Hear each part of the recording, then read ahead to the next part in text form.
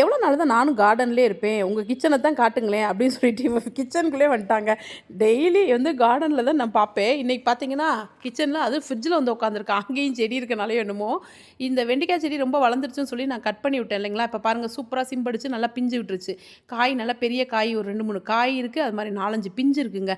2 செடியை கட் பண்ணி விட்டேன். 2 செடியிலையுமே நல்லா சிம்படிச்சு பிஞ்சு விடுது.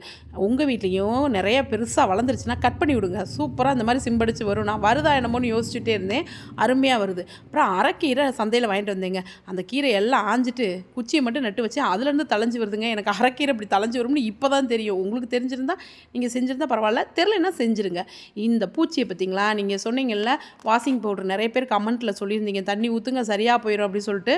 நானும் அந்த பவுடரை ஊற்றி தான் ஊற்றுனேன். ஒரு 25% செத்துருச்சு. மீதமெல்லாம் தோட்டம் ஃபுல்லாக பரவி இப்போ ஒரு பயமாக இருக்குங்க அங்கிட்டு போகவே. இதுக்கு வேறு ஏதாவது உங்களுக்கு தெரிஞ்சால் சொல்லுங்கள், ட்ரை பண்ணி பார்க்குறேன்.